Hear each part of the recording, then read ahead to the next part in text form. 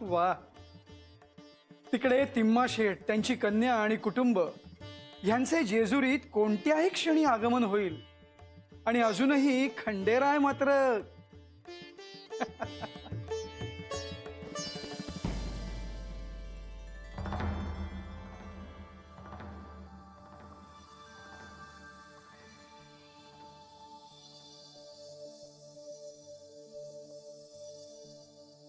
देवा देवा,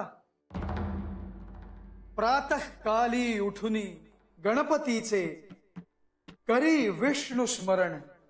काशी उज्जैनी अवंढी परळी त्र्यंबक त्रिनयन. सोमनाथ सोरटी बद्रिके रामेश्वरी स्नान.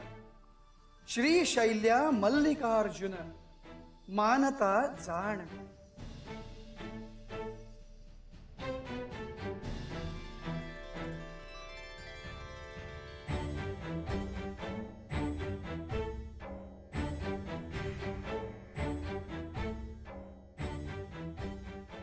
प्रातःकाळी सूर्यदेवाच्याही आधी साक्षात नारायणाचे दर्शन.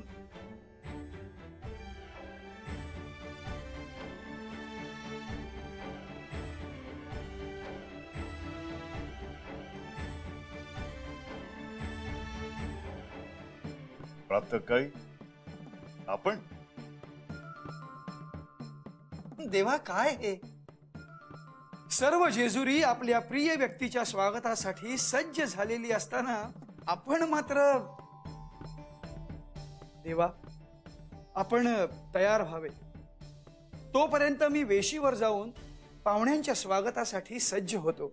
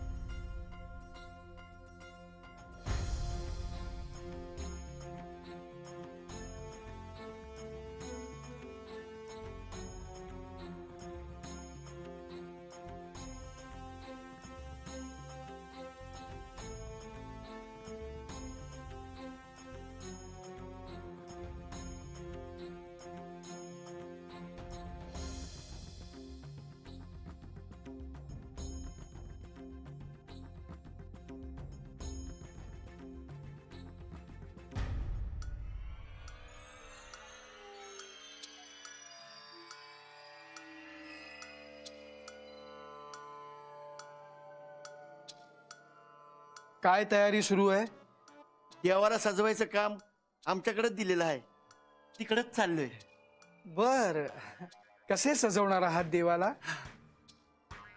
पहिलं देवासाठी गरम पाणी काढून ठेवणार, चंदन उगाळून तयार ठेवणार, देवाच्या कपड्यांची दागिन्यांची समधी तयारी करून ठेवणार, मग त्यांनी दूध आणि न्याहारी देणार. उत्तम.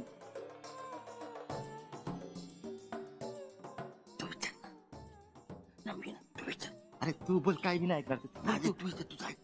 तू बोलत का होतोय? तू बोल. अरे तू बोल, माझं ऐकते काय नाही. तुम्हाला काही विचारायचंय का? होय होय होय होय होय होय. प्रधानजी, तुम्हाला एक विचारायचं होतं.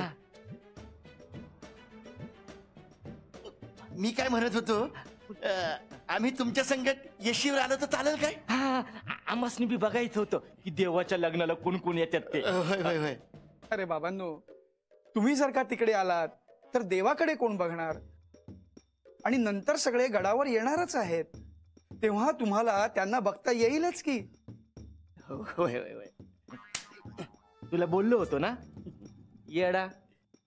आणि हे बघा, येणारे पाहुणे देवाला अत्यंत प्रिय आहेत. गडावरची त्यांची उत्तम व्यवस्था तुम्हालाच बघायची आहे. होय होय होय होय होय होय होय. तुम्ही बघा, त्यासनी काय बी कमी पडू देणार नाही. होय, मी देवाकडे बघतो, नाही तर पाहुणे येणार म्हणून त्यांच्या संग मागे मागे जातील, आणि देवाकडे बघायला कोणीच नसणार. चला, पाहुणे यायची वेळ झाली. होय होय होय.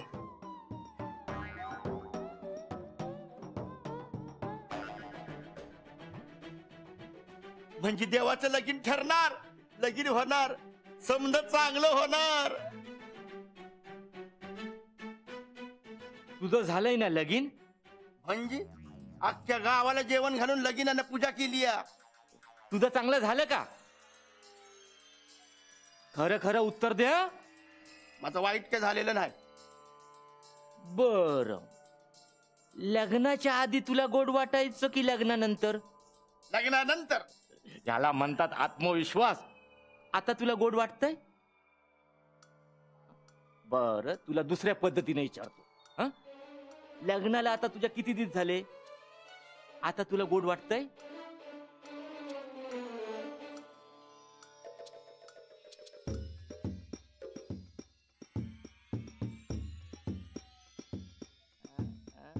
विचार करायला एवढा वेळ लागतो म्हणजे काहीतरी गडबड आहे का नाही? गडबड आहे, मी सांगतो तुला गडबड आहे. अरे तुझ्यासारखं बिन लग्नाचं राहण्यापेक्षा लग्न केलेलं बरं. थोरा मोठ्यानं म्हणून ठेवलेलं आहे, घर पाहावं बांधून आणि लगीन पाहावं करून.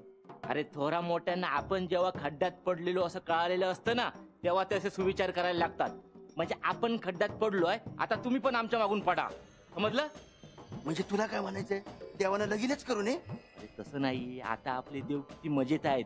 शिकारीला जातात, प्रजेवर लक्ष ठेवतात, स्वतःची पण काळजी घेतात. लग्नानंतर ते जमणार आहे का त्यांना? अरे हळू बोल. नाही तर तुझ्यामुळे मी अडकायचो संकटात. अरे ते देव आहेत, त्यांना का नाही जमणार? युद्ध असो नाही तर लगीन, त्यांना समजा सारखं.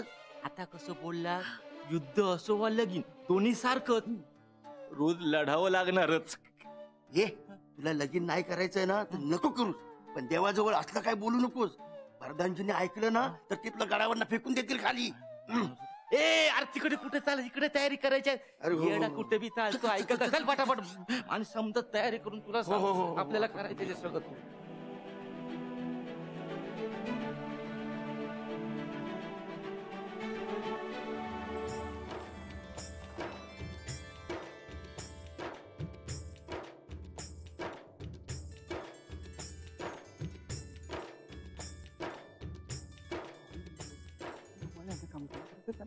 नारायण नारायण.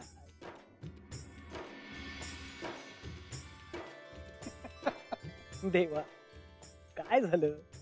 मुनिवर, त्रिलोकात वावरत असताना कुठल्या क्षणी कुठे जावं ह्याचं तुमचं कसब अगदी वाखाणण्याजोग आहे, यात शंकाच नाही. देवा, हा योग याची देही याची डोळा पाहणं यापेक्षा दुसरा समाधानाचा आणि आनंदाचा क्षण तो कुठला? पण देवा, आता आपणास सुद्धा प्रचिती आली असेल की खंडेरायांचा विवाह जुळवून आणणे हे काही साधे सोपे कार्य नव्हे. अगदी बरोबर बोललात मुनिवर. ना हे कार्य साध सुद्धा आहे, ना ते जुळवून आणण्याचा योग सोपा आहे. अहो, म्हणूनच हा योग चुकू नये म्हणून मी देखील जेजुरीत आलोय.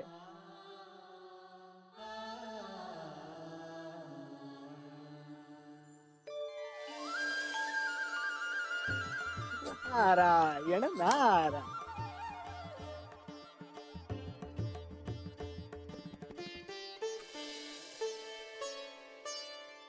नारायण नारायण. देवा, तुझी शिवलीला अगाध आहे.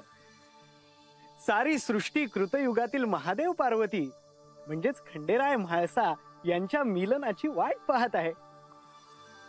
सारं काही शिवलीलेप्रमाणेच घडणार. पण मुनिवर, जरी सारं काही शिवलीलेप्रमाणे घडत असलं तरी तुम्ही जे घडवून आणण्याचा प्रयत्न करत आहात तसे तर काहीच घडताना दिसत नाही.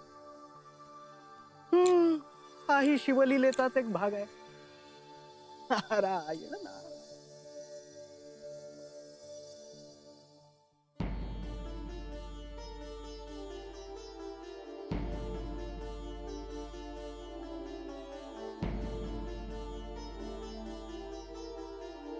खंडेरायांचा विवाह योग घडवून आणणे म्हणजे सोपे कार्य नाही मुनिवर.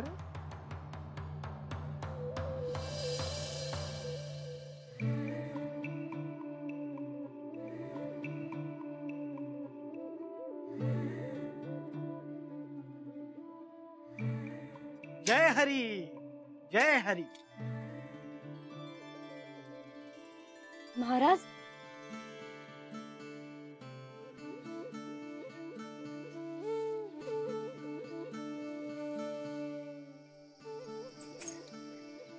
सदैव सुखी राहा. या ना महाराज.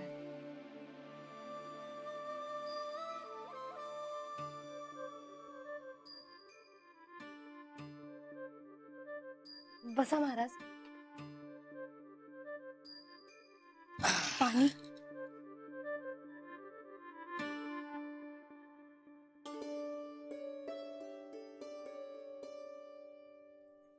घ्या महाराज.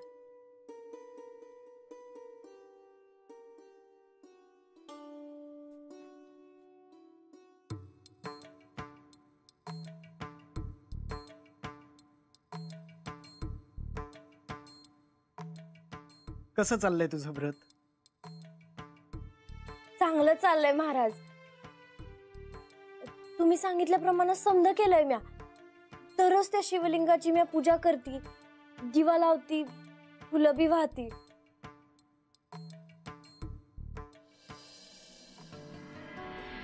खंडेरायांनी मला अशी एक गोष्ट सांगितली आहे जिचा उल्लेख या पत्रात नाहीये. खंडेरायांनी असं सांगितलंय की त्यांची एक वस्तू तुमच्या कन्येकडे आहे.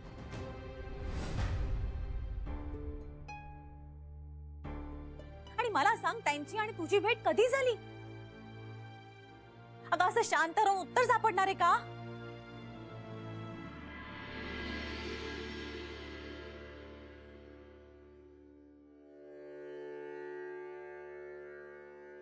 बानू, आता तुला कठोर अशी तपश्चर्या करायला हवी हे ध्यानात असू दे. केवळ एवढ्यावरच समाधान मानून चालणार नाही. आपल्या आराध्याची भेट व्हावी असं जर तुला वाटत असेल तर साधना ही आलीच, तपश्चर्या ही आलीच. तुम्ही मला सांगा जी, म्या काय काय करायला हवं ते म्या समज करल. बानू, कोणाशी बोलते? बाब महाराजाला हाय. अरे बाबा, अरे बाबा पाया पडतो मी तुझ्या. हा, त्या माया पोरीला काय बस सांगू नकस. अरे समधी काम सोडून दिवसभर हेच करत बसलेले असते. हा, तू पण ना महाराज, मी आलेच.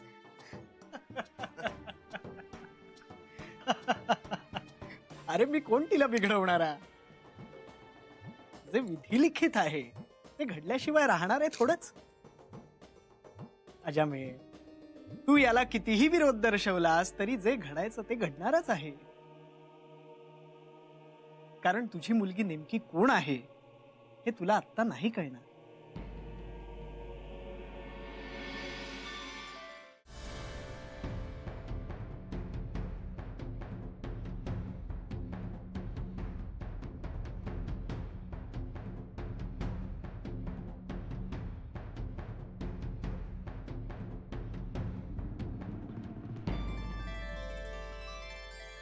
नमस्कार. मी कृष्णराव हेगडी, ह्या राज्याचा भावी प्रधान. श्री खंडेरायांच्या वतीने मी ह्या जेजुरीत आपलं स्वागत करतो.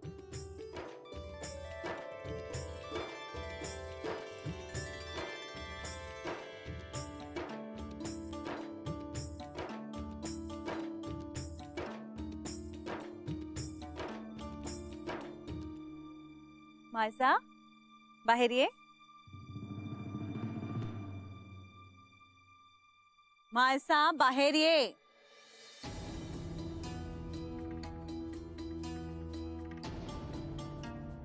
लतिका,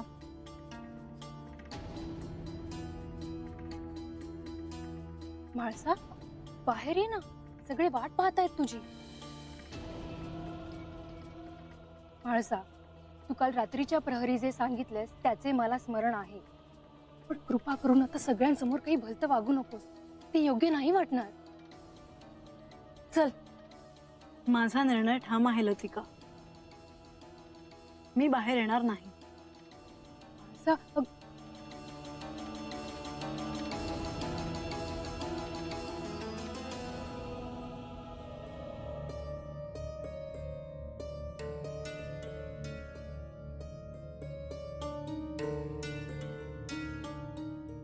एव्हाना खरं तर मला सारंच लक्षात यायला हवं होतं की नेहमीप्रमाणेच तुझ्या मनात काहीतरी निराळच चालू असणार. तरीही माणसा, मी तुला काल रात्रीच बजावलं होतं की भलतं सलतं वागू नकोस. काय झालं माळसा? आम्हास काही कळेल का? मायानंदा, काय झालं? पुरे झालं आता. मेण्यातून खाली ये. माणसा, तुला तुझ्या आराध्याची शपथ. मेण्यातून खाली ये. तू मला शपथ दिलीयस म्हणून मी खाली येते, पण यापुढे कोणतीही शपथ देऊ नकोस. काही उपयोग होणार नाहीये त्याचा.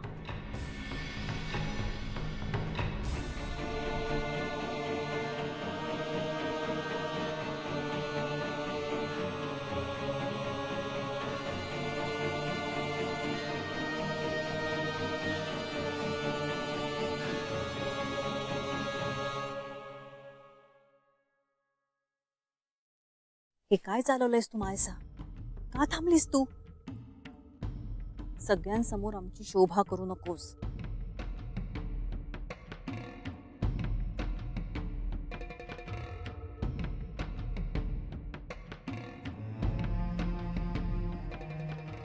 नियती पण कशी आहे. समुद्र मंथनाच्या वेळेस मी जे मोहिनी रूप घेतले होते तेच मोहिनी रूप घेऊन साक्षात देवी पार्वती माझ्या समोर उभ्या आहेत. नमस्कार.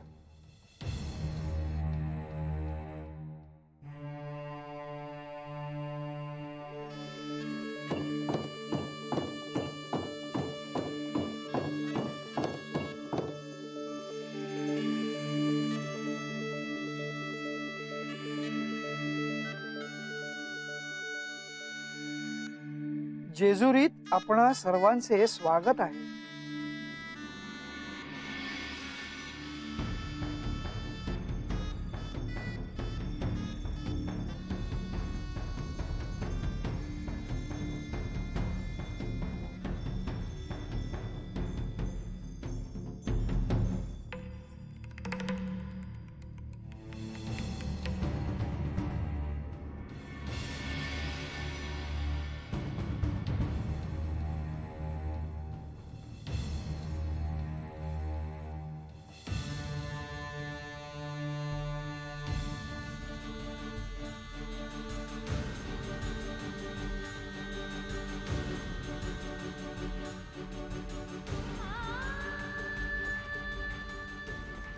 देवी, आपणास काही समस्या आहे का? जर का आपणास काही समस्या असेल तर आपण मनात कोणताही संकोच न बाळगता ती आम्हास सांगावी अशी मी आपल्याला विनंती करतो.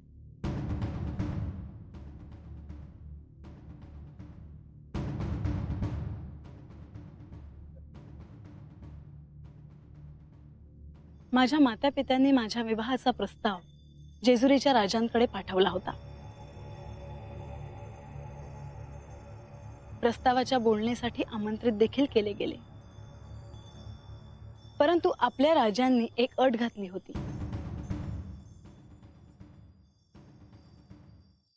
की त्यांची खूणगाठ माझ्याकडे असेल तरच जेजुरीत येता येईल. मला माणसेला अट. ही पहा खूणगाठ.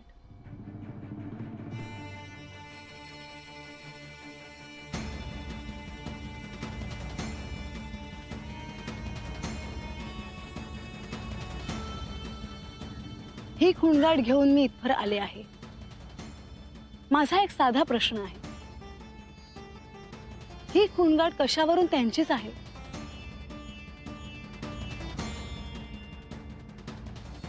ही खूणगाठ त्यांचीच आहे ही साक्ष मला जोपर्यंत पटत नाही तोपर्यंत मी जेजुरीत प्रवेश करणार नाही.